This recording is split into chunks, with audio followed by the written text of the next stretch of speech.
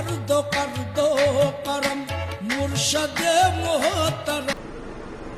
सुल्तान साहब ने एक जगह लिखा कि ये जो मौलवी हैं ये अल्लाह के रास्ते में डाकू मौलवी तभी वली से होते हैं। बात समझ में नहीं आती है तो हमको नमाजें पढ़ाते हैं, कुरान पढ़ाते हैं, सुल्तान साहब कहते हैं ये डाकू अल्लाह के रास्ते में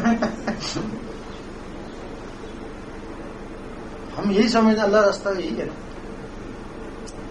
जब हम इस लाइन में आए ये अल्लाह की इज्जत में लगाएं तो सबसे ज्यादा मुखालत हमारी मालूम है। जो हम जिसको अल्लाह का रास्ता समझते हैं वो अल्लाह का रास्ता वो नहीं, वो जन्नत का रास्ता है। ये जो हम नमाजें वगैरह सब ये जन्नत का रास्ता है ना, अल्लाह का रास्ता। तो ये दिल था ना, ये हमको पता ही नहीं था। जब हम दिल में अल्लाह की तरफ लगे ना, दिल के रास्ते वाले लगे ना, तो हमारी मुखालत शुरू होगी ना। अब बेशक तुम तजर्बा करो, मस्जिद में जाओ, जन्नत का रास्ता करो, मौलवी बड़ा कुछ होगा।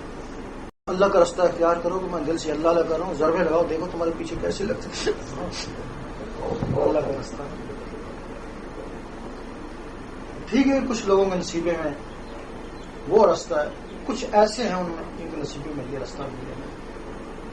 फिर वो क्या कहते हैं वही लोग, अगर हमारे नसीबे में होगा हमको मिल जाएगा, यही कहते हैं ना।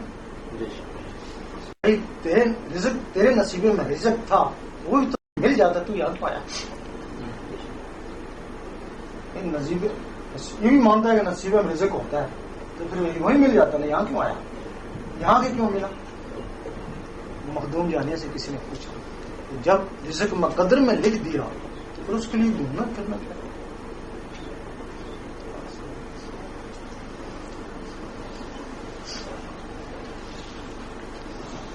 जब ये रिज़्क़ मुक़द्दर में लिख दिया इसके लिए घूमना फिरना क्या।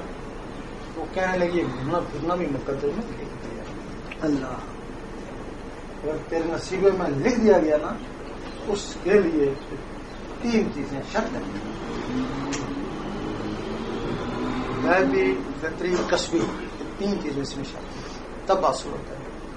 फितरी ये कि तेरे नसीबे में लिखा हो, गैबी ये फिर तू वसीला पकड़े, कस्बी ये फिर तू मेहनत करे तब तुझे वो चीज हासिल होगी। अगर तीनों में भी चीज की कमी है तो ये कुछ हासिल है। नसीबे में भी हो, वसीला भी पकड़े तो मेहनत भी करे, तब ये चीज हासिल होती है।